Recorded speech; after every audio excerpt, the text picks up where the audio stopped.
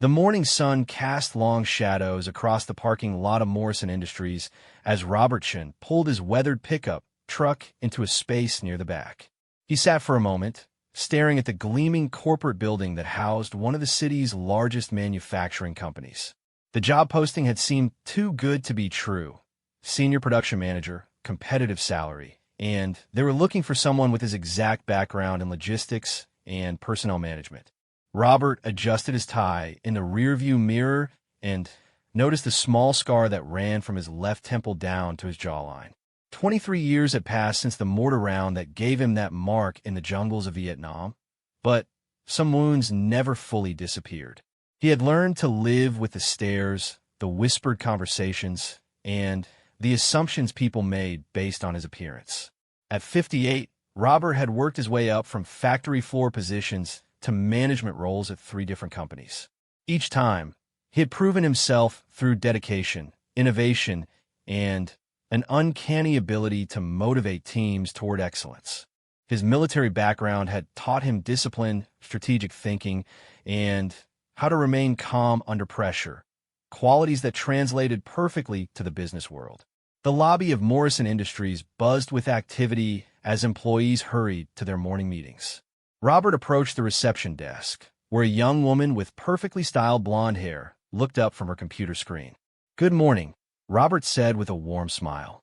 "I have an interview scheduled with Mr. Thompson at 9 o'clock. Robert Chun." The receptionist checked her appointment book and nodded. "Yes, Mr. Chun. Please have a seat. Someone will be with you shortly." Robert chose a chair in the waiting area and observed the bustling environment around him. Employees in crisp business attire moved through the lobby with purpose and energy. He could hear the distant hum of machinery from the production floor, a sound that always made him feel at home. Manufacturing was in his blood. The rhythm of assembly lines, the precision of quality control, and the satisfaction of creating something tangible. 15 minutes later, a woman in her 30s approached him. She wore a navy blue suit and carried herself with the confidence of someone accustomed to authority. "Mr. Chun, I'm Sarah Martinez, Human Resources Director. Thank you for coming in today." Robert stood and shook her hand firmly. "Thank you for the opportunity, Ms. Martinez. I'm looking forward to discussing how I can contribute to Morrison Industries." As they walked toward the elevator, Robert noticed Sarah's subtle glances at his facial scar. He had grown accustomed to this reaction over the years. Some people tried to hide their curiosity, while others stared openly. He had learned that the best approach was to address it directly when appropriate. But for now, he focused on projecting confidence and professionalism. The elevator carried them to the 3rd floor, where the executive offices were located. The hallways were lined with photographs showing the company's history, from its founding in 1952 to its current status as a major employer in the region. Robert studied the images of smiling workers, ribbon-cutting ceremonies, and award presentations. "Morrison Industries has quite an impressive history," Robert commented as they walked. "Yes, we're very proud of our heritage," Sarah replied. "The company has always prided itself on innovation and treating employees like family."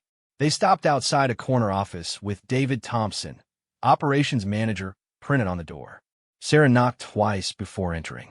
"David, I'd like you to meet Robert Chun, our candidate for the senior production manager position." The man behind the desk looked up from his paperwork, and Robert immediately sensed a shift in the room's atmosphere.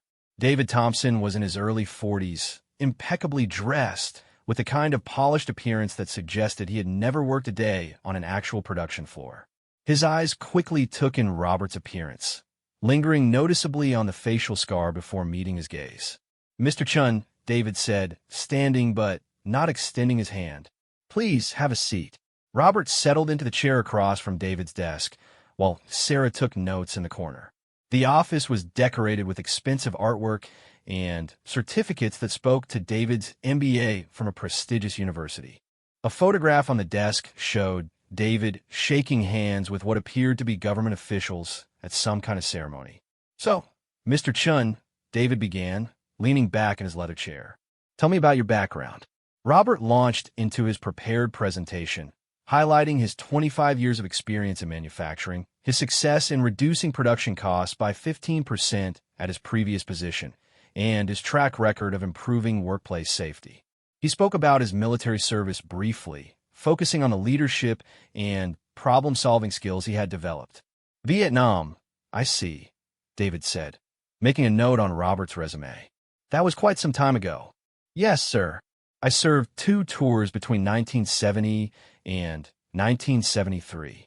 The experience taught me valuable lessons about teamwork, strategic planning, and performing under pressure. David nodded absently, his attention seemingly focused on Robert's scar rather than his words. And what happened to your face, if you don't mind me asking? Robert had anticipated this question. I was injured during my second tour in Vietnam. Shrapnel from a mortar attack. I was fortunate that the injuries weren't more severe. I see. David made another note. Well, Mr. Chun, I have to be honest with you. Morrison Industries is a client-facing operation. Our senior managers regularly interact with customers, suppliers, and community leaders. Image is very important in our industry. The words hung in the air like a challenge. Robert felt his jaw tighten slightly, but he maintained his composure. I understand the importance of professional representation, Mr. Thompson. In my previous positions, I successfully managed relationships with clients ranging from small local businesses to Fortune 500 companies. My appearance has never interfered with my ability to deliver results. Perhaps, David said, but this is a different level of responsibility. Our senior production manager position requires someone who can command respect immediately upon entering a room. Someone who looks the part. Sarah shifted uncomfortably in her chair, clearly sensing the direction of the conversation. Robert realized that this interview was effectively over, despite lasting only 20 minutes. He had encountered this type of prejudice before, but it never stopped disappointing him. Mr. Thompson, Robert said calmly, I believe my experience speaks for itself. At Pacific Manufacturing, I increased efficiency by 22% while reducing workplace accidents by 40%. At Sterling Industries, I successfully managed a team of 200 employees and consistently exceeded production targets. My military background taught me discipline and leadership that many civilian managers lack. David waved his hand dismissively. I'm sure you're very qualified, Mr. Chun, but we're looking for someone who fits our company culture, someone who projects the right image for our organization. The rejection was clear, even though David hadn't spoken the words directly. Robert stood up, maintaining his dignity despite the frustration burning in his chest. I appreciate your time, Mr. Thompson. Ms. Martinez, thank you for arranging this meeting. As Robert walked back toward the elevator with Sarah, she looked genuinely embarrassed by what had just occurred. Mr. Chun, I want you to know that your qualifications are impressive. Your resume shows exactly the kind of experience we need. Thank you, Ms. Martinez. I understand that these decisions are complex. But Robert didn't understand, not really. How could someone's appearance matter more than their ability to do the job? How could a scar earned in service to his country disqualify him from a position he was perfectly qualified to fill? As the elevator descended toward the lobby, Robert reflected on the pattern he had seen throughout his career. Despite his proven track record, despite his education and experience, he constantly faced assumptions about his capabilities based on his appearance. Some people saw the scar and assumed he was damaged goods. Others saw his age and assumed he was out of touch with modern business practices. The lobby seemed different now as Robert walked back through it. The bustling energy that had impressed him earlier now felt exclusionary. He wondered how many other qualified candidates had been dismissed for superficial reasons, how much talent companies like Morrison Industries were missing because of narrow-minded attitudes. Robert pushed through the glass doors and stepped back into the parking lot. The morning sun was higher now, promising another warm day. He sat in his truck for a few minutes, processing what had just happened. This wasn't the first time he had faced discrimination, and it probably wouldn't be the last. But something about this particular rejection stung more than usual. Morrison Industries had seemed different better somehow. Their company literature spoke about valuing diversity and treating employees like family. Their job posting had emphasized merit and experience over everything else. Yet when faced with someone who didn't fit their image of what a manager should look like, their true priorities became clear. Robert started his truck and began the drive home, already mentally preparing for the next job search. He would update his resume, research other opportunities, and continue the process of proving himself over and over again. It was exhausting, but he had never been one to give up easily. As he drove through the city, Robert thought about his fellow veterans who faced similar challenges. Many had visible reminders of their service, scars, missing limbs, or other injuries that marked them as different. Some struggled with invisible wounds that were equally difficult to overcome. The transition from military to civilian life was never easy, but discrimination made it exponentially harder. Robert had been fortunate in many ways. His injuries, while visible, hadn't prevented him from working. He had managed to build a successful career despite the obstacles. But success had come at a cost: constant vigilance, endless proving of his worth, and the knowledge that he would always have to work harder than others to achieve the same recognition. The traffic slowed as Robert approached his neighborhood, giving him time to consider his next steps. He had several other applications pending, and he knew that not every employer would share David Thompson's prejudices. Somewhere out, there was a company that would value his experience and character over his appearance. But first, he would go home to his wife, Margaret, and tell her about another missed opportunity. She would listen with the patience she had shown for 35 years of marriage, offer encouragement, and remind him that the right position would come along eventually. Then they would have lunch together and plan their weekend, just as they had done countless times before. Robert pulled into his driveway and sat for a moment, looking at the small but well-maintained house that represented everything he and Margaret had worked to build together. They had raised 3 children in this house, weathered financial difficulties, and celebrated achievements. The American dream wasn't always easy to achieve, but they had managed to create a good life through hard work and perseverance. As he walked toward his front door, Robert made a decision. He wouldn't let David Thompson's narrow-mindedness discourage him from continuing his search. Somewhere out, there was an employer who would recognize his value and give him the opportunity to prove himself once again. He just had to keep looking. The morning's disappointment was already fading as Robert stepped inside his house. Margaret would be in the kitchen, probably reading the newspaper and finishing her second cup of coffee. He would tell her about the interview, accept her sympathy and encouragement, and then get back to work on finding the right opportunity. After all, he hadn't survived Vietnam and built a successful career by giving up when things got difficult. One prejudiced manager wasn't going to stop him from achieving his goals. Robert Chun was a fighter, and he wasn't finished fighting yet. 3 days after the disappointing interview at Morrison Industries, Robert Chun was finishing his morning coffee when the telephone rang. Margaret answered it in the kitchen while he reviewed job listings from the Sunday newspaper. "Robert, it's for you," she called out. "Someone from the Morrison Company." Robert felt his stomach tighten as he took the phone. Had David Thompson changed his mind, or was this some kind of follow-up rejection? "This is Robert Chun." "Mr. Chun, this is Sarah Martinez from Morrison Industries. I know this might come as a surprise, but we'd like you to come back for a second interview." Robert nearly dropped the phone. "I'm sorry, could you repeat that?" "Mr. Thompson would like to meet with you again. There have been some developments since your first interview, and we'd appreciate the opportunity to discuss the position further with you." Robert's mind raced. What could have possibly changed in 3 days? David Thompson had made his feelings about Robert's appearance crystal clear during their first meeting. "Ms. Martinez, I have to ask, what kind of developments are we talking about?" There was a pause on the other end of the line. "I think it would be better if Mr. Thompson explained the situation in person. Would you be available tomorrow afternoon at 2 o'clock? Despite his skepticism, curiosity won out. "Yes, I can be there at 2. "Excellent. I'll see you then, Mr. Chun." After hanging up, Robert sat at the kitchen table trying to make sense of the call. Margaret refilled his coffee cup and sat down across from him. "What was that about?" she asked. "They wanted to come back for another interview. Sarah Martinez said there had been some developments, but She wouldn't explain what kind. Margaret raised her eyebrows. That's unusual. Maybe someone higher up reviewed your qualifications and overruled that Thompson fellow. Maybe, Robert said, though he doubted it was that simple. Companies didn't typically call candidates back after making their prejudices so obvious. Something else was going on. The next afternoon, Robert arrived at Morrison Industries 15 minutes early.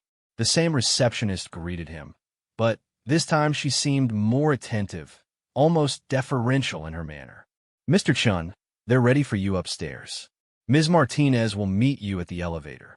As the elevator climbed to the third floor, Robert tried to prepare himself for whatever was coming. He had dressed in his best suit and mentally rehearsed responses to various scenarios, but he still felt unsettled by the mysterious nature of this second meeting. Sarah Martinez was waiting when the elevator doors opened, and her demeanor was noticeably different from their first encounter. She seemed nervous, almost apologetic. "Mr. Chun, thank you so much for coming back. I want to apologize in advance for any confusion about the process. Ms. Martinez, could you help me understand what this is about? Your call yesterday was rather mysterious." Sarah glanced around the hallway before responding. "There have been some inquiries about your background since your last visit. Corporate headquarters has taken an interest in your candidacy." Before Robert could ask for clarification, they arrived at David Thompson's office.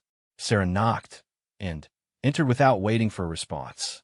The scene inside the office was dramatically different from Robert's first visit. David Thompson stood behind his desk, but he wasn't alone. A tall man in a military dress uniform sat in one of the chairs facing the desk, his back to the door. Robert could see the silver eagles of a colonel on his shoulders. "Mr. Chun," David said, his voice lacking its previous confidence, "please come in. I'd like you to meet Colonel James Mitchell from the United States Army." The colonel stood and turned around, revealing a face that Robert recognized immediately. It was older, lined with the years that had passed, but unmistakably familiar. "Jimmy Mitchell," Robert said, breaking into a smile. "I'll be damned." "Bob Chun," the colonel replied, extending his hand. "It's good to see you, old friend." David Thompson looked confused as the two men shook hands warmly. Sarah Martinez appeared equally puzzled by the obvious familiarity between them. "You two know each other?" David asked. "Know each other?" Colonel Mitchell looked. "This man saved my life in Vietnam." Second Lieutenant Jimmy Mitchell, fresh out of West Point and dumb as a box of rocks. "Staff Sergeant Chun here kept me from getting myself and half my platoon killed during my first month in country." Robert felt embarrassed by the praise. "Colonel, you're being too modest. You learned quickly and became an excellent officer." "Maybe so, but that was thanks to you and the other NCOs who took pity on a green lieutenant who thought he knew everything." Colonel Mitchell turned to address David Thompson directly. "Mr. Thompson, I understand you interviewed Sergeant Chun for a management position here." David's face had gone pale. "Yes, Colonel. We did interview Mr. Chun, but we felt that he might not be the right fit for our company culture." "Company culture," Colonel Mitchell repeated slowly. "And what exactly about Sergeant Chun doesn't fit your company culture?" The silence in the room was deafening. Robert watched David Thompson struggle for words, clearly realizing that his previous reasoning wouldn't sound appropriate when spoken aloud to a military officer. "Well, Colonel, it's complicated. We have certain standards for our senior management positions. Image considerations, you understand. Image considerations." Colonel Mitchell's voice carried the kind of authority that made junior officers snap to attention. "Mr. Thompson, are you familiar with how Sergeant Chun received that scar?" David glanced nervously at Robert's face. "He mentioned it was from a mortar attack in Vietnam." "That's correct, but let me give you the full story." Colonel Mitchell moved closer to David's desk. "March 15th, 1972. Our forward base near in Key came under heavy mortar fire at 0300 hours. Sergeant Chun was in charge of the communications bunker when a round landed directly on top of it. Instead of seeking cover, he stayed at his post to coordinate artillery support that ultimately saved 43 American lives that night." Robert shifted uncomfortably. "Colonel, that's ancient history." "The hell it is," Colonel Mitchell shot back. That night, you took shrapnel to the face and kept working the radio for another 2 hours before you'd let the medics treat your wounds. The artillery coordinates you called in broke up the enemy attack and prevented them from overrunning our position. David Thompson sank into his chair, looking like he wished he could disappear. Sarah Martinez was taking notes frantically, probably documenting everything for legal purposes. Mr. Thompson, Colonel Mitchell continued, I'm here today because I'm in charge of military liaison programs for companies that hold defense contracts. Morrison Industries, as I'm sure you're aware, has several contracts with the Department of Defense. The implications of this statement hung in the air. Robert realized that Colonel Mitchell's visit wasn't coincidental. It was official business. We're conducting reviews of how defense contractors treat veteran employees and applicants. When I saw Sergeant Chin's name on a list of recent job applications, I decided to make this a personal stop. David's hands trembled slightly as he reached for a glass of water. Colonel, I want you to know that Morrison Industries has the utmost respect for our military veterans. Do you? Colonel Mitchell asked. Because from what I understand, you rejected a highly qualified candidate based on his appearance. Specifically, based on scars he received while serving his country in combat.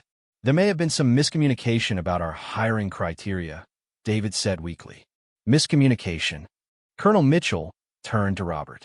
Sergeant Shun, what exactly did Mr. Thompson tell you during your interview? Robert looked at David, who was sweating despite the air conditioning. Part of him felt sorry for the man, but a larger part wanted the truth to come out. He said that image was important for the position, that they needed someone who could command respect immediately upon entering a room. Someone who looked the part. Colonel Michel nodded grimly. And he felt that your combat scars prevented you from looking the part. That was the impression I received. Yes, sir. Mr. Thompson, Colonel Mitchell said, turning back to face him, I need you to understand something. That scar on Sergeant Chin's face represents courage, sacrifice, and dedication to duty. It's a badge of honor, not a disfigurement. David nodded rapidly. Of course, Colonel. I completely agree. Do you? Because your actions suggest otherwise. You looked at a man who served his country with distinction and decided he wasn't good enough for your company based on the visible evidence of that service. Sarah Martinez cleared her throat diplomatically. Colonel, if I may, perhaps we could discuss how to move forward constructively. Colonel Mitchell considered this for a moment. Ms. Martinez, that's an excellent suggestion. Mr. Thompson, I think there's been a serious error in judgment here, one that needs to be corrected immediately. Absolutely, Colonel. What would you suggest? I suggest you offer Sergeant Chan the position he applied for, along with an apology for the way he was treated during his initial interview. David looked like he was about to be sick, but he nodded agreement. Yes, of course. Mr. Chun, I sincerely apologize for any misunderstanding during our previous meeting. Morrison Industries would be honored to have you join our management team. Robert felt a mix of emotions. On one hand, he was grateful for Colonel Mitchell's intervention. On the other hand, he wondered whether accepting a position under these circumstances was the right choice. Mr. Thompson, Robert said carefully, I appreciate the apology, but I need to know that this offer is genuine. I don't want to work somewhere that doesn't truly want me. Colonel Mitchell smiled approvingly at Robert's response. Sergeant, you always were direct. I respect that. David Thompson seemed to find some of his composure. Mr. Chun, I want to be completely honest with you. My initial reaction was based on outdated thinking and personal biases that have no place in modern business. Your qualifications are impressive, and after learning about your service record, I'm even more convinced that you're exactly what Morrison Industries needs. Personal biases, Robert repeated. Can you be more specific about what you mean? David took a deep breath. I made assumptions about how customers and employees would react to your appearance. I was wrong to do that, and I was wrong to let those assumptions influence my hiring decision. Colonel Mitchell watched this exchange with interest. Mr. Thompson, are you familiar with the concept of unconscious bias? Yes, Colonel. We've had some training on that topic. Good. Because what happened here is a textbook example of how unconscious bias can lead to discrimination against qualified candidates, particularly veterans who bear visible reminders of their service. Sarah Martinez looked up from her notes. Colonel, would the Army be interested in providing additional training on these issues? We want to ensure this type of situation doesn't happen again. Ms. Martinez, I think that's an excellent idea. We have programs specifically designed to help companies understand the value that veterans bring to civilian workplaces. Robert listened to this conversation with growing appreciation for how the situation was developing.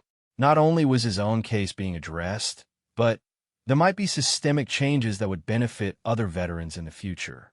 Mr. Thompson, Robert said, if I were to accept this position, I want to be involved in developing better procedures for interviewing veteran candidates. Absolutely, Mr. Chun. In fact, that could be one of your first projects as senior production manager. Colonel Mitchell checked his watch. Gentlemen, I have another appointment, but I want to leave you with some thoughts about the value of hiring veterans. Sergeant Chun represents the kind of leadership, reliability, and problem-solving ability that comes from military experience. Companies that understand this gain a significant competitive advantage. As the colonel prepared to leave, he shook hands with everyone in the room. When he reached Robert, he gripped his hand firmly. Bob, it's been an honor serving with you again, even in this capacity. I hope you'll accept this position and show these folks what real leadership looks like. Thank you, Jimmy, for everything.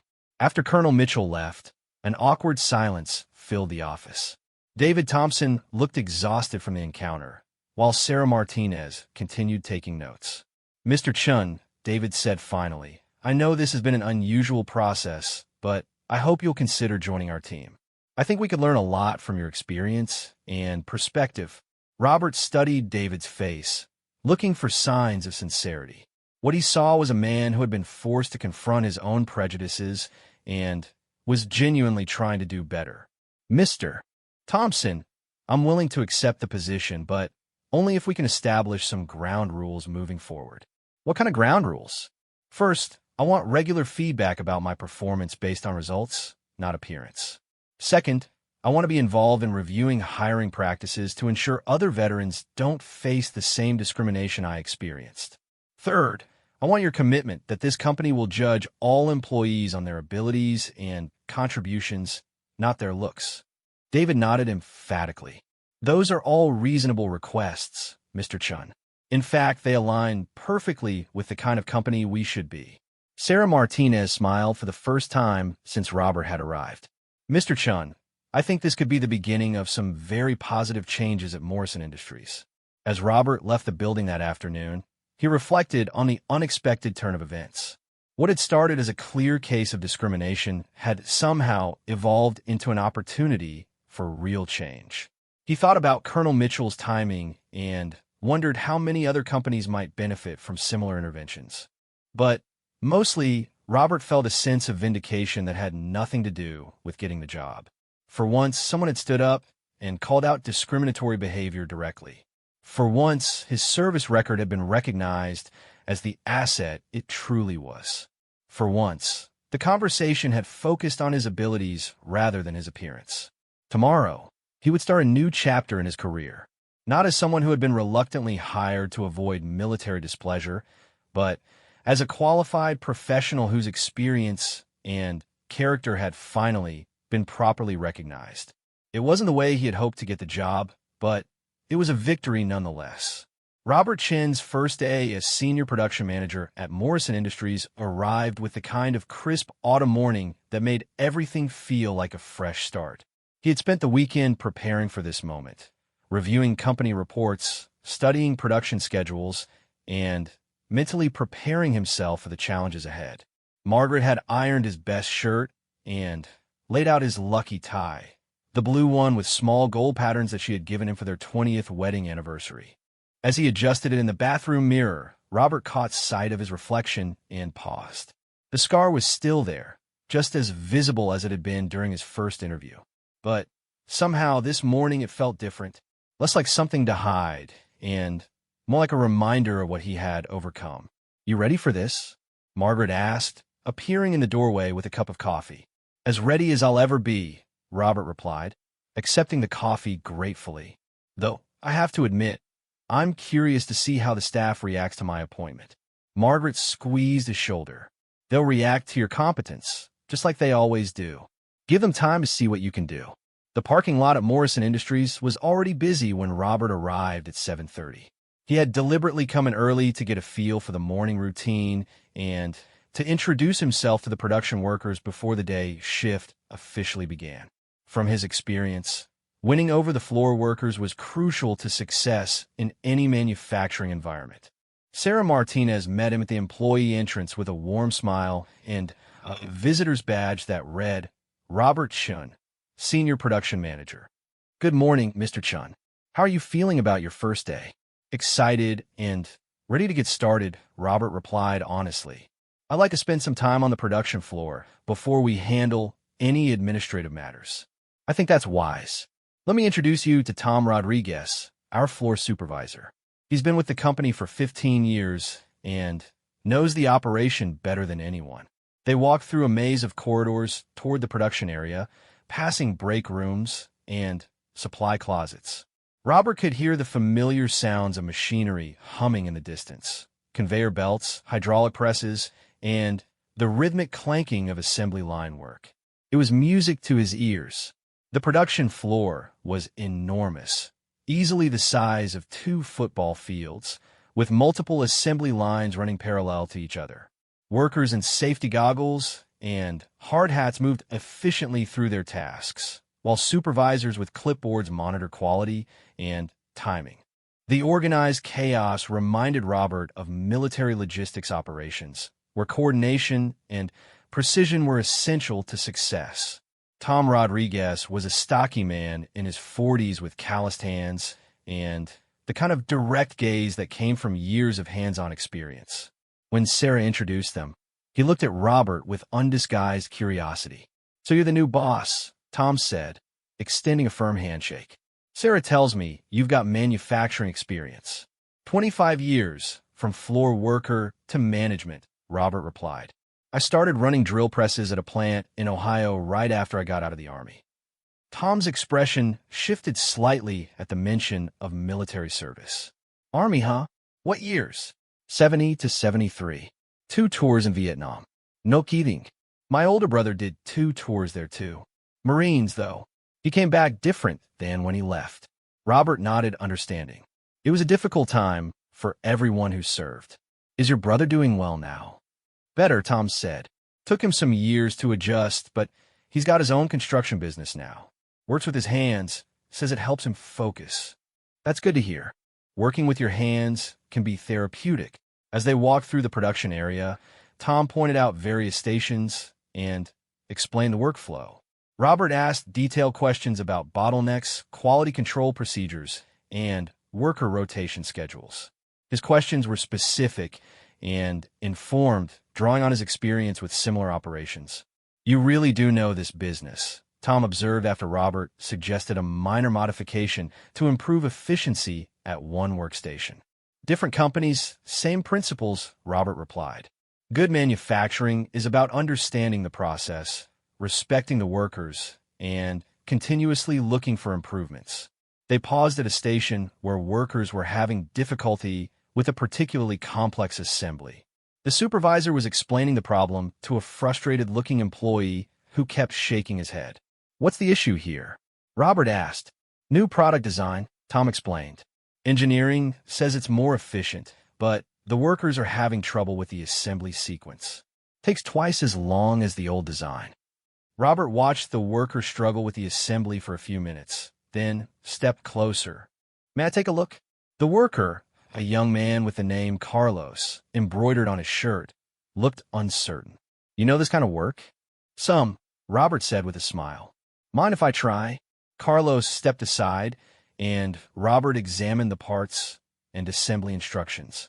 He could see immediately that the engineering team had designed the process logically, but hadn't considered the physical constraints of working in the limited space available.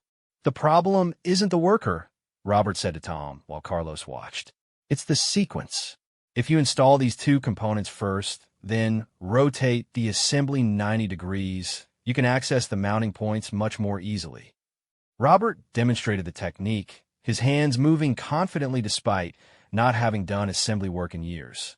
The muscle memory from his early manufacturing jobs came flooding back, and he completed the assembly in less than half the time it had taken Carlos. "Well, I'll be damned," Carlos said, grinning. "That's much easier.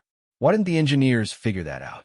"Sometimes the people designing the process haven't spent enough time actually doing it," Robert replied diplomatically. "Would you like me to show you the technique again?"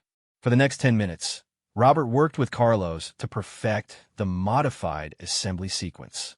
Word spread quickly among the nearby workers, and soon a small crowd had gathered to watch the new manager working alongside a production employee. "This guy knows what he's doing," Robert heard one worker whisper to another. "Yeah, and he's not afraid to get his hands dirty," came the reply. Tom Rodriguez looked impressed. "I haven't seen a manager jumping like that in a long time. Most of them are too worried about their clothes." "Clothes can be cleaned," Robert said, brushing dust off his sleeves. "Production problems cost money every minute they go unsolved." As they continued the tour, Robert noticed that workers were beginning to look at him with curiosity rather than suspicion. His willingness to get involved directly had broken down some of the initial barriers that often existed between management and labor. They encountered David Thompson near the quality control station, where he was reviewing inspection reports with obvious frustration.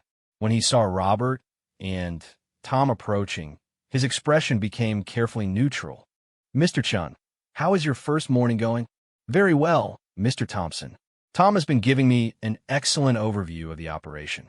I've already identified a few areas where we might be able to improve efficiency." David's eyebrows raised. "Already? You've only been here 2 hours. Sometimes fresh eyes can spot opportunities that familiarity might miss," Robert said tactfully. "For example, the assembly sequence issue at Station 7 has a simple solution that could save about 30 seconds per unit." "30 seconds doesn't sound like much," David replied. Tom jumped in.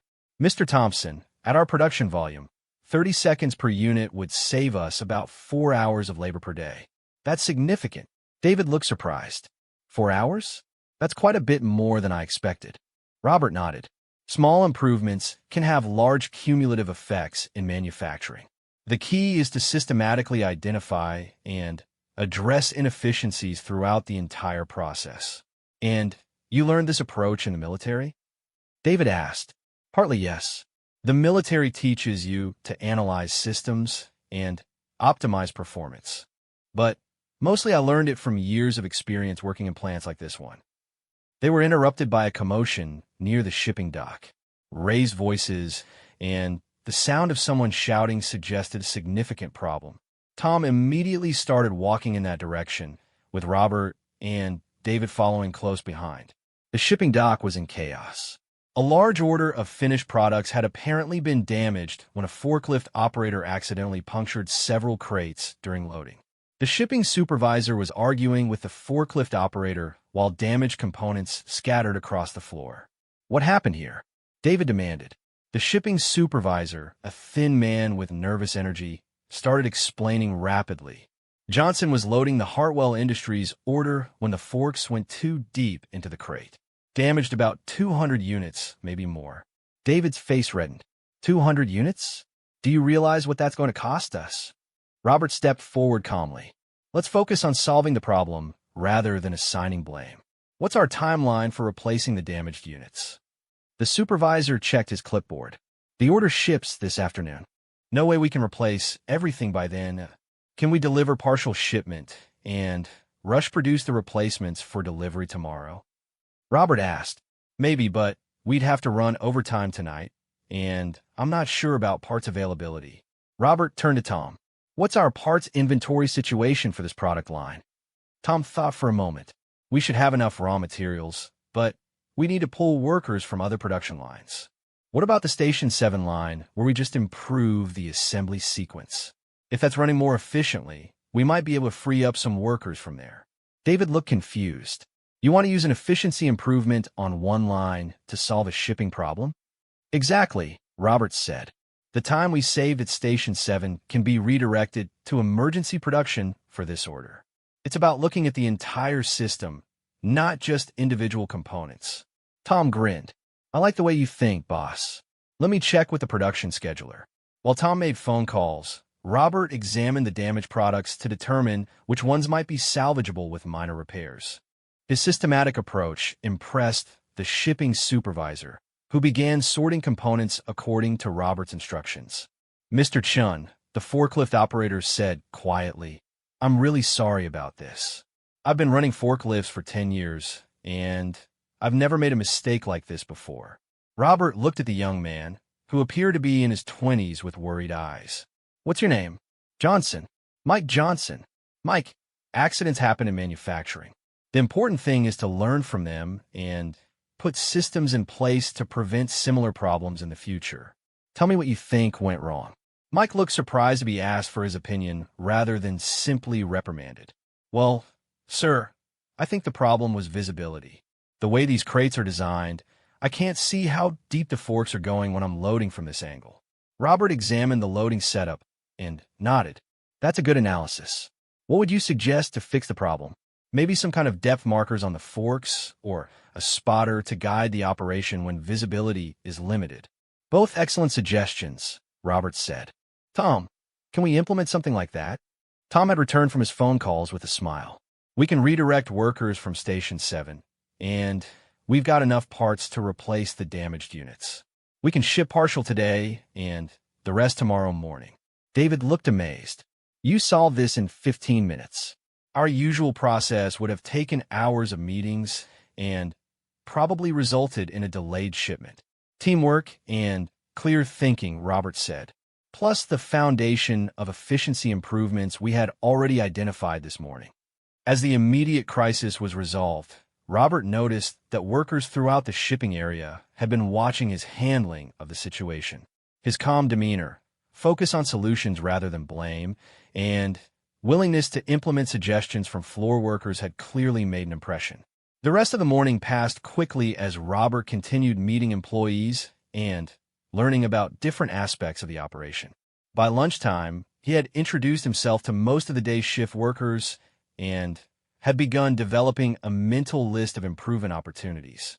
In the cafeteria, Robert chose to sit with a group of production workers rather than eating with management. The conversation started tentatively, but soon opened up as workers realized he was genuinely interested in their perspectives. So what do you think of the place so far? Asked Maria Santos, a veteran assembly worker. Impressive operation, Robert replied honestly. Good equipment, skilled workers, and clear potential for even better performance. You really think so? Asked another worker. Sometimes it feels like management doesn't appreciate what we do down here. Robert chose his words carefully. In my experience, good management and good workers succeed together. When one side doesn't understand or appreciate the other, both sides suffer. You talk like you've done this kind of work before, Maria observed. 25 years in manufacturing, starting on the floor, just like you. I learned early that the people doing the actual work usually know more about how to improve it than anyone sitting in an office. The workers exchanged glances, clearly pleased by this perspective. One of them, an older man named Frank, leaned forward. Mr. Chun, can I ask you something personal? Sure, Frank. That scar on your face, is that from Vietnam? The cafeteria table went quiet. Robert realized this was a test of sorts. How he handled personal questions would influence how workers related to him going forward. Yes, it is. Mortar attack in 1972. I was lucky it wasn't worse. Frank nodded slowly. My cousin didn't come back from Vietnam. Always wondered what it was like for you guys who did make it home. It was difficult, Robert said simply. Coming back to civilian life after that experience took some adjustment. Working in manufacturing helped me focus on building something positive rather than dwelling on what we'd been through. Is that why you like this kind of work? Maria asked. Robert considered the question. Partly yes. There's something satisfying about taking raw materials and turning them into products that people need. It's constructive work, teamwork. After the military, those things were important to me. The conversation continued for another 20 minutes, ranging from work procedures to family stories to shared experiences with military service. By the time lunch ended, Robert felt he had begun building genuine connections with the workforce. As he walked back toward the production floor, Sarah Martinez fell in a step beside him. "How was lunch with the workers?" she asked. "Informative and encouraging. I think we're going to work well together. I have to say, Mr. Chun, your first morning has been impressive. I've gotten positive feedback from several departments already." Robert smiled. "It's a good team, Sarah. They just needed someone to listen to their ideas and take action on the good ones. That's exactly what this company has been missing," she said. "I think you're going to fit in here very well." As they reached the production floor, Robert looked out over the busy operation with satisfaction. The morning had validated his belief that success in manufacturing came from understanding both the technical and human aspects of the business. His military experience, his years on production floors, and his management training were all proving valuable in this new environment. But more than that, Robert felt a sense of belonging that had been missing from his previous job searches. Despite the awkward beginning with David Thompson, Morrison Industries was starting to feel like a place where his experience and perspective would be truly valued. The afternoon would bring new challenges and opportunities, but Robert faced them with confidence. He had proven to himself and others that his qualifications went far beyond appearances. Now it was time to show what he could really accomplish when given the chance to lead. 6 weeks into his tenure as senior production manager, Robert Chun had transformed Morrison Industries in ways that surprised even him. The assembly line modifications he had suggested were saving the company over 20 hours of labor per week. Quality control metrics had improved by 18%, and worker satisfaction surveys showed the highest scores in company history. But on this particular Tuesday morning, Robert faced his biggest challenge yet, a crisis that would test not only his management skills, but also his ability to handle the kind of pressure that reminded him of his military days. The telephone on Robert's desk rang at exactly 7:15 a.m., just as he was reviewing the daily production reports. The voice on the other end belonged to Tom Rodriguez, and the urgency in his tone immediately put Robert on alert. "Mr. Chun, we've got a serious problem on the floor. You need to get down here right away." "What kind of problem, Tom?" "Equipment failure on line 3. The main hydraulic press is down, and it's the only one that can handle the Westfield contract components. We got a delivery deadline of 5 p.m. today, and we're nowhere close to finished." Robert checked his watch and calculated quickly. The Westfield contract was Morrison Industries' largest single order of the year, worth over $2 million. Missing the delivery deadline would result in severe financial penalties and could cost the company the account entirely. "I'll be right there," Robert said, already reaching for his hard hat. The scene on the production floor was controlled chaos. Line 3 had shut down completely while maintenance workers swarmed around the massive hydraulic press that sat silent and unmoving. Workers from the affected line stood in clusters, some looking worried about lost wages, others frustrated by the disruption to their routine. Tom Rodriguez met Robert at the edge of the work area with a grim expression. "The hydraulic system seized up about 20 minutes ago. Maintenance says it could take anywhere from 6 hours to 2 days to fix, depending on what they find when they tear it apart." Robert examined the press, a 20-ton monster that had been the backbone of Morrison Industries' heavy manufacturing capability for over a decade. "What caused the failure?" "Looks like a combination of things. The hydraulic fluid was overdue for replacement, and there might be contamination in the system. Plus, this machine has been running overtime for the past month to keep up with the Westfield order. So we pushed it too hard without proper maintenance," Robert said grimly. "That's on management, not the workers." David Thompson appeared at Robert's shoulder, looking pale and stressed. "Mr. Chun, please tell me you have a solution for this. The Westfield contract is crucial to our quarterly numbers." Robert studied the production schedule on Tom's clipboard while his mind raced through possible alternatives. The Westfield order required specialized components that could only be manufactured on the large hydraulic press. The company's smaller presses weren't powerful enough to handle the job. "Tom, what other facilities in the area have equipment that could handle this work?" "There's Patterson Manufacturing about 30 miles north. They got a similar press, but they're our competitors. I doubt they'd help us out.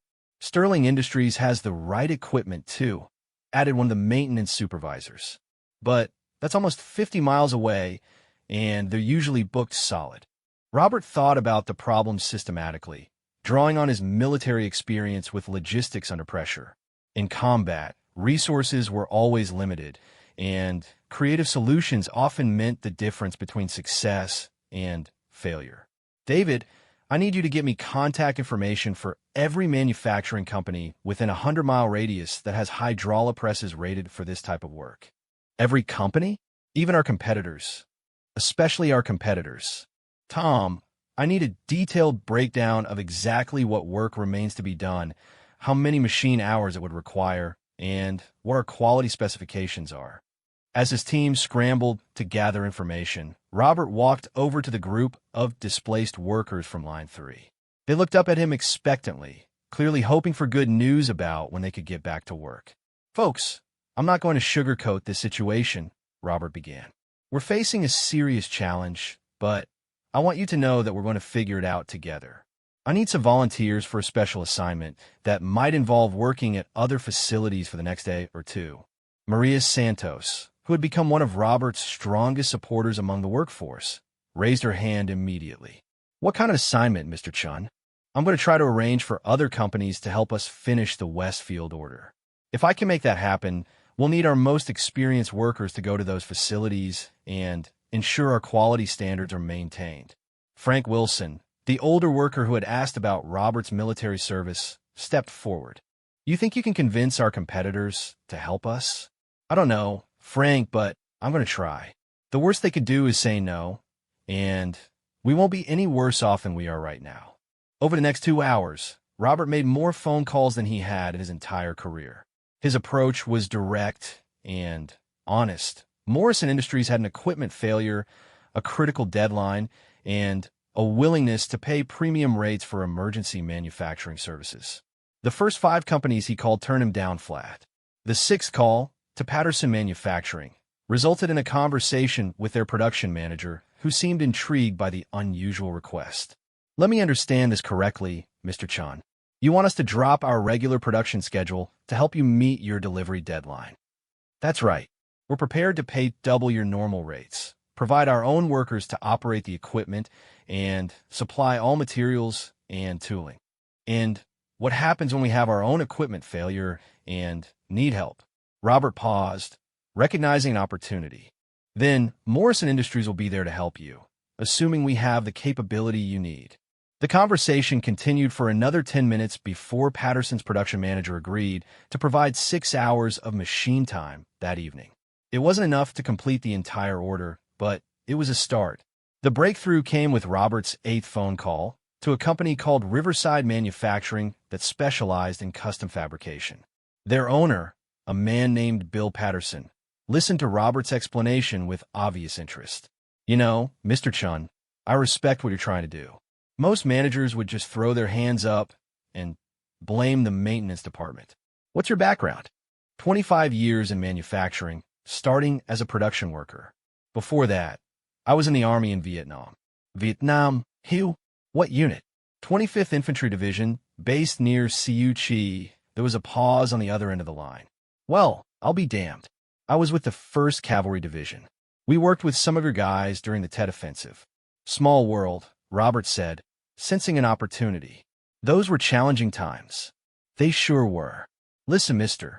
Chun, I like your approach to this problem. Riverside Manufacturing can provide 12 hours of machine time tonight and tomorrow morning. My night shift supervisor is a veteran to Marines. He'll take good care of your workers. By noon, Robert had arranged for manufacturing services at 4 different facilities. It would require splitting the Westfield order into smaller batches, transporting materials and workers across the region, and coordinating quality control at multiple locations. But it was mathematically possible to meet the deadline. The challenging part would be logistics, getting the right materials to the right facilities, ensuring consistent quality across multiple production sites, and coordinating the assembly of finished components back at Morrison Industries. This is the most complex manufacturing operation I've ever seen attempted, Tom Rodriguez said as they reviewed the logistics plan. Are you sure it can work? In Vietnam, we called it organized chaos, Robert replied. The key is having good people in the right places and maintaining communication throughout the process. David Thompson looked skeptical. Mr. Chun, the costs of this approach are going to be enormous. The overtime, transportation, premium rates for outside services, it could eat up most of our profit on the contract. David, what's the penalty for missing the delivery deadline? 20% of the total contract value, plus potential loss of future business. So we're looking at about $400,000 in immediate penalties, plus unknown future losses. How much will this emergency solution cost? David consulted his calculator. Roughly $60,000 in additional expenses. Then, we're saving the company at least $300,000, probably more when you consider the value of maintaining the customer relationship. Sarah Martinez, who had been observing the crisis management process, looked impressed. Mr. Chun, how did you develop this kind of systematic approach to problem solving? Robert considered the question while reviewing the transportation schedule. Military training teaches you to assess situations quickly, identify available resources, and coordinate complex operations under pressure. But honestly, most of it comes from experience dealing with manufacturing crises over the years. The afternoon and evening that followed were intense. Robert personally drove to 2 of the outside facilities to oversee setup and ensure his workers understood the quality requirements. He coordinated transportation of materials, monitored progress at all 4 locations, and maintained constant communication with the Morrison Industries assembly team. At Riverside Manufacturing, Robert worked alongside Bill Patterson and the night shift supervisor, a former Marine named Joe Crawford. The camaraderie between veterans was immediate and productive, with Crawford's Marines treating Robert's workers like honored guests. Your boss knows what he's doing, Crawford told Maria Santos during a break. Most managers would be running around like chickens with their heads cut off. This guy stays calm and focuses on solutions. He's different from other managers we've had, Maria agreed. He actually listens to what workers have to say, and he's not afraid to get his hands dirty. By 3 a.m., the first batch of completed components was arriving back at Morrison Industries for final assembly and quality inspection. Robert had been awake for nearly 20 hours, but the adrenaline of managing the complex operation kept him focused and energetic. Tom Rodriguez coordinated the final assembly process while Robert monitored quality control. Every component met specifications, despite being manufactured at 4 different facilities by mixed teams of workers who had never worked together before. I can't believe this is actually working, Tom said as they watched the final products being packaged for shipment. Good planning and better people, Robert replied. Your workers adapted to unfamiliar equipment and maintained quality standards under pressure. That's a testament to their professionalism and training. At 4:30 a.m., the last of the Westfield order components rolled off the assembly line. The delivery trucks would arrive at 7 a.m. to pick up the completed order, which would reach the customer with 3 hours to spare before the deadline. David Thompson, who had stayed throughout the night to monitor the operation, looked exhausted but relieved. Mr. Chun, I have to admit that I never would have attempted something like this. The complexity seemed overwhelming. Complex operations become manageable when you break them down into smaller, sequential steps, Robert explained. It's like military planning. Identify the objective, assess available resources, develop a timeline, assign responsibilities, and maintain communication throughout execution. Where did you learn to coordinate multiple facilities like this? Robert smiled tiredly. Vietnam logistics operations sometimes required coordinating supplies, personnel, and equipment across multiple forward bases under combat conditions. Tonight's challenge was actually much easier because nobody was shooting at us. As the sun rose over Morrison Industries, Robert finally allowed himself to feel the satisfaction of a successful mission. The Westfield order had been completed on time despite a catastrophic equipment failure. The company had saved hundreds of thousands of dollars in penalties, and the workforce had demonstrated remarkable flexibility and professionalism. But perhaps most importantly, Robert had proven to himself and others that his military experience translated directly to civilian leadership challenges. The systematic thinking, calm under pressure, and ability to coordinate complex operations that he had developed as a young sergeant in Vietnam were exactly the skills that Morrison Industries needed. The morning shift workers arrived to find their evening shift colleagues tired but triumphant. Word of the successful crisis management spread quickly through the company, and Robert noticed a new level of respect in how employees interacted with him. "Mr. Chun," Frank Wilson said as he clocked in for his shift, "I heard what you did last night. That was something special. It was a team effort, Frank. Everyone contributed to making it work." "Maybe so, but you were the one who figured out how to make it happen. That takes special kind of thinking." As Robert finally headed home for a few hours of sleep, he reflected on how much his life had changed since that first interview with David Thompson. What had started as a case of employment discrimination had evolved into an opportunity to demonstrate leadership capabilities he hadn't fully utilized in previous positions. The crisis was over, but Robert sensed that it represented a turning point for both his career and his relationship with Morrison Industries. He had proven that his military experience was an asset, not a liability, and that his approach to problem-solving could generate real value for the company. Tomorrow would bring new challenges, but Robert faced them with confidence. He had found his place at Morrison Industries, and Morrison Industries had found a leader who could handle whatever difficulties lay ahead. 1 year after Robert Chin's dramatic first crisis at Morrison Industries, the company had become a different place entirely. The employee break room buzzed with conversations about the upcoming annual company picnic, where Robert would be receiving the Manager of the Year award. But for Robert, the real measure of success wasn't awards or recognition. It was the transformation he could see in the faces and attitudes of the people around him. The changes had started small, but accumulated into something remarkable. Robert's systematic approach to problem-solving had reduced equipment downtime by 40%. His emphasis on worker input had generated over 100 process improvements, saving the company nearly $500,000 annually. Most importantly, employee turnover had dropped to its lowest level in company history. On this particular Friday morning, Robert was reviewing quarterly reports when Sarah Martinez knocked on his office door with an unusual expression on her face. "Mr. Chun, there's someone here to see you. He says it's about a news story." Robert looked up from his paperwork with curiosity. "A news story? What kind of news story?" "He's a reporter from the Regional Business Journal. Something about companies that hire veterans. He specifically asked to speak with you." Robert felt a slight uneasiness. He had always preferred to let his work speak for itself rather than seeking publicity. "Did he say what angle he's pursuing?" "Not exactly, but he mentioned hearing about Morrison Industries' success with veteran employees and wanted to interview you about your experience here."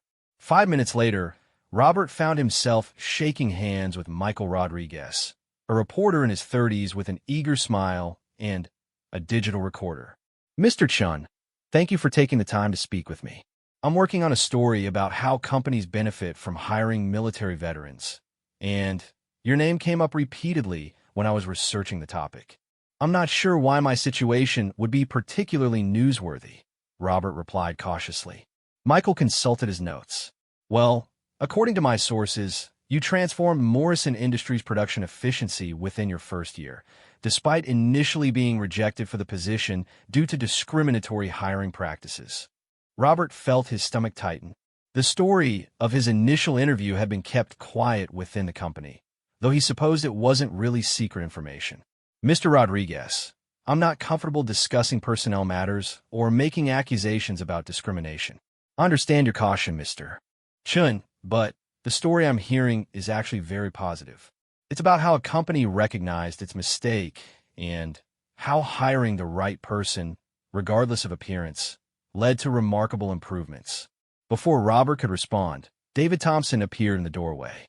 His expression suggested he had overheard at least part of the conversation. "Mr. Chun, is everything all right here?"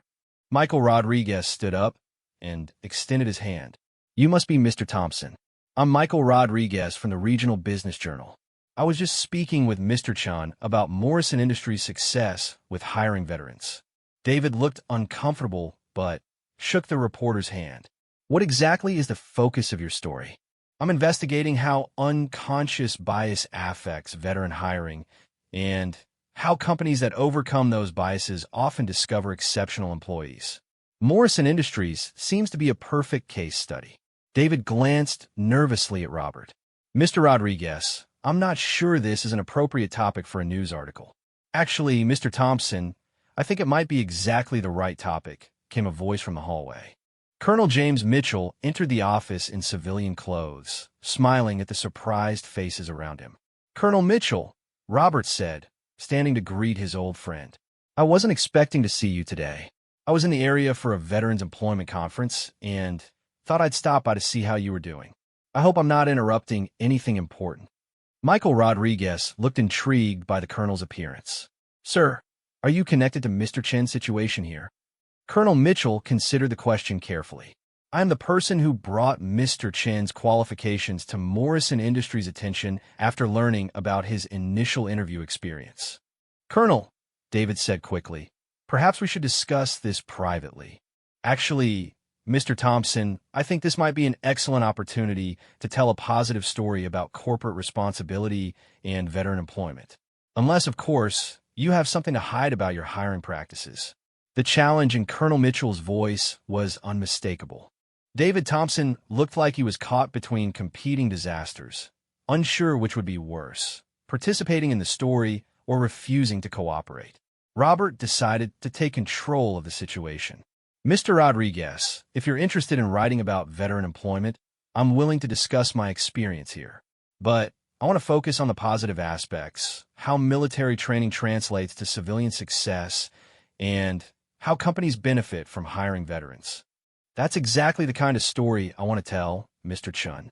But I think readers would be interested in the complete picture, including how you overcame initial obstacles."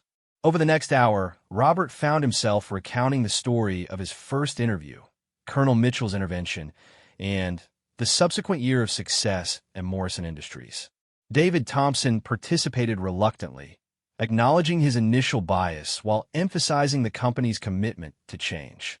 "Mr. Thompson," Michael Rodriguez asked during the interview, "what did you learn from this experience?" David took a deep breath before answering. "I learned that my assumptions about professional appearance were not only wrong, they were counterproductive. Mr. Chun has been the most effective manager we've ever had in that position." "Can you be more specific about the improvements he's made?"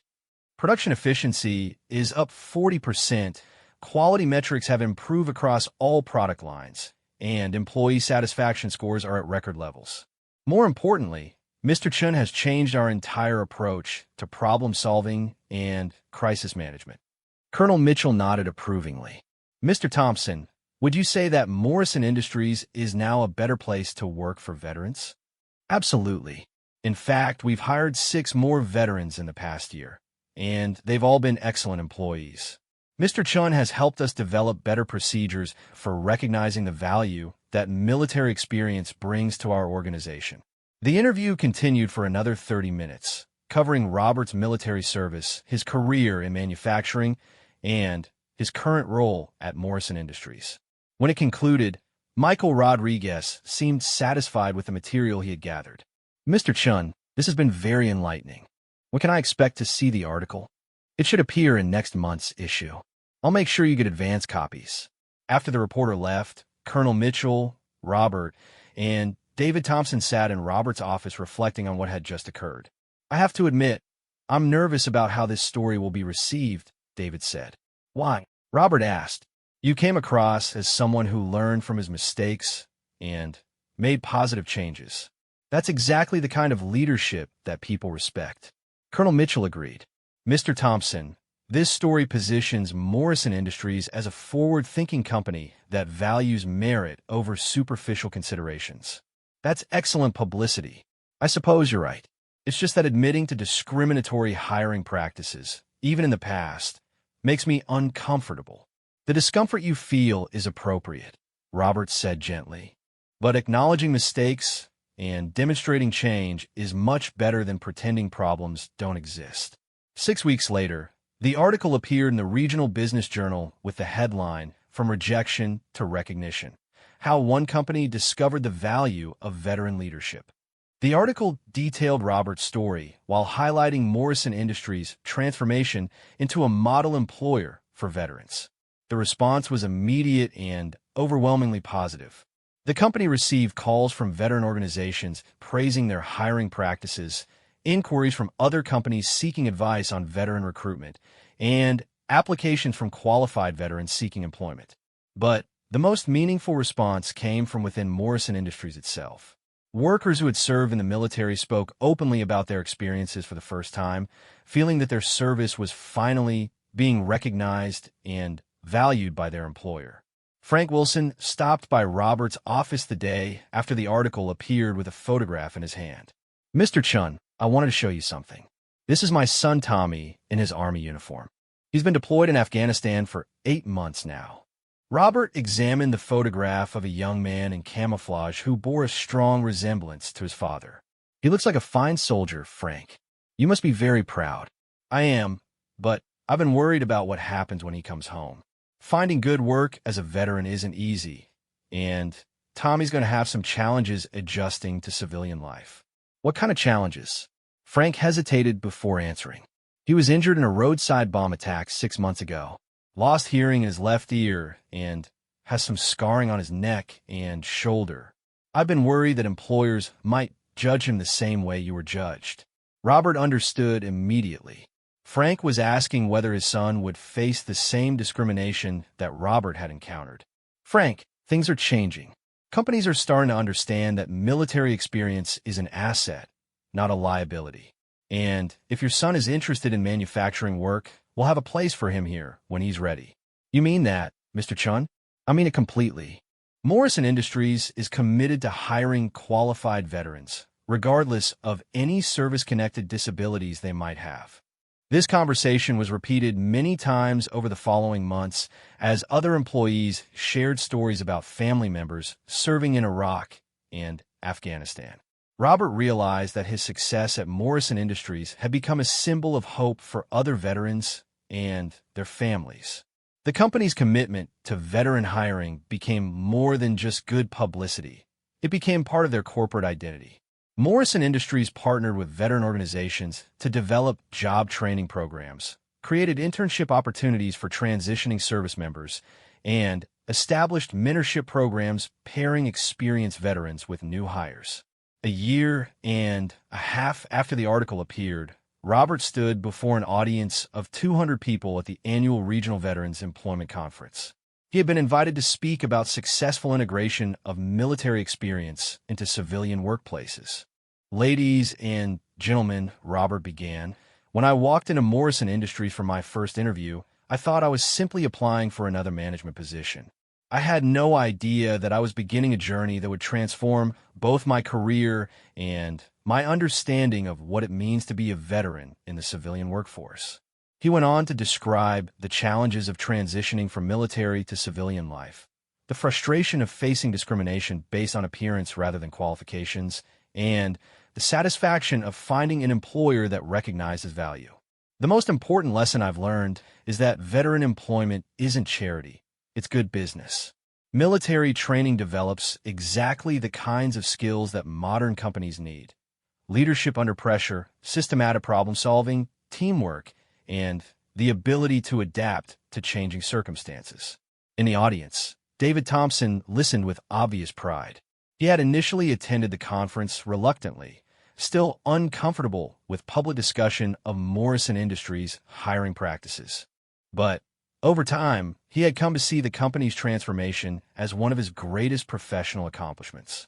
After Robert's presentation, a young veteran approached him with questions about job searching strategies. The man wore long sleeves despite the warm weather, and Robert suspected he was hiding injuries from his military service. "Sir, I've been looking for work for 8 months since I got out of the Army. Every interview seems to go well until they see my prosthetic arm. Do you have any advice for dealing with that kind of situation?" Robert thought carefully before responding. The most important thing is to find employers who value what you can do rather than focusing on what they think you can't do. Companies like Morrison Industries are out there, but you might have to work harder to find them. How do I identify those companies? Look for organizations that already employ veterans successfully. Research their values and leadership. Ask direct questions about their commitment to veteran hiring during the interview process. The conversation continued for another 15 minutes, with Robert providing specific advice about resume writing, interview techniques, and identifying veteran-friendly employers. As the young man walked away with renewed confidence, Robert felt the deep satisfaction that came from helping others navigate challenges he had faced himself. That evening, as Robert and Margaret drove home from the conference, she reflected on how much their lives had changed since his first interview at Morrison Industries. Robert, do you ever think about what would have happened if Colonel Mitchell hadn't shown up that day? Sometimes, Robert admitted, I probably would have found another position eventually, but it might not have been as good as what I have now. And Morrison Industries would have missed out on everything you've accomplished there. Maybe, but I think the most important change has been cultural. The company now sees military experience as valuable, and that benefits every veteran who works there or applies for a job. Margaret squeezed his hand. I'm proud of what you've accomplished, but I'm even prouder of how you've handled success. You could have been bitter about the initial discrimination, but instead you focused on making things better for others. As they pulled into their driveway, Robert reflected on the unexpected turns his career had taken. What had started as a humiliating rejection had evolved into the most fulfilling professional experience of his life. He had not only found personal success, but had helped change attitudes about veteran employment in ways that would benefit countless others. The scar on his face remained as visible as ever, but it no longer represented an obstacle to overcome. Instead, it had become a symbol of service, sacrifice, and the resilience that made veterans valuable employees. Robert Shun had proven that character and competence mattered more than appearance, and Morrison Industries had become a better company for learning that lesson. Tomorrow would bring new challenges and opportunities, but Robert faced them with confidence. He had found his place in the civilian world and had helped create pathways for others to follow. The young sergeant who had served his country in Vietnam had become a leader who continued serving by opening doors for the next generation of veterans. In the end, that might be the most important victory of all.